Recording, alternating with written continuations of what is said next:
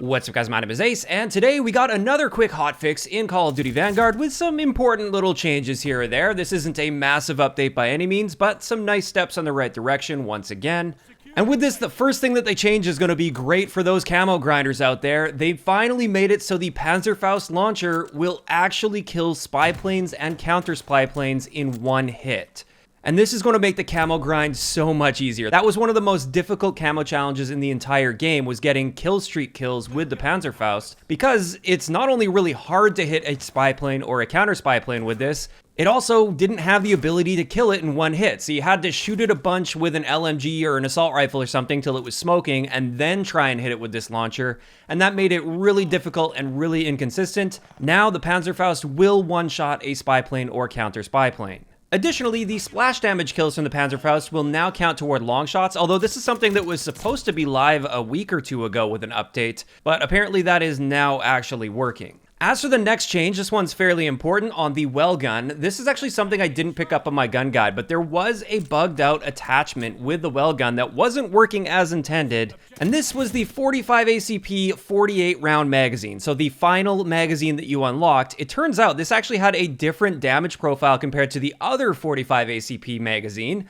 which is the one that I covered in the gun guide and I based everything off of. It turns out this final magazine was unintentionally boosting the vital damage. And it was only meant to be boosting the base damage of the gun, so we were actually dealing 67 vital damage, and when you combine this with the shrouded barrel, this one effectively has the vital proficiency built in, so you could get 2-shot kills with that combination to the upper torso or head. So that was clearly unintentional, and now it works as it should, just like the first 45 ACP magazine that you have. And I just want to mention the Welgun is still a very powerful and solid option. It's just no longer going to be broken and overpowered with that particular combination. And finally, when it comes to gameplay related changes at least, the Incendiary grenade had its smoke reduced. And apparently this change was actually implemented on January 27th, but I believe they didn't actually mention it, so I didn't think to test it at the time, but I did test it now and I can compare it to when the Incendiary grenade launched.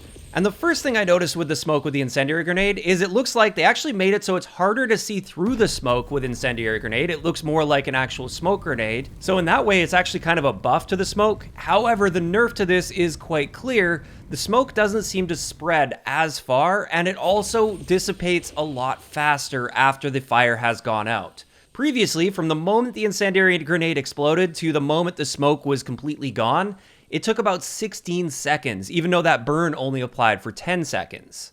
Now with the Incendiary grenade, this smoke effect will last for about 13 seconds, so it does fade away quite quickly after the burning has stopped. So in some ways kind of a buff to the Incendiary grenade as far as I can tell with my testing at least, but in other ways a very well-deserved nerf, so it's not going to be lasting on the map nearly as long as it used to.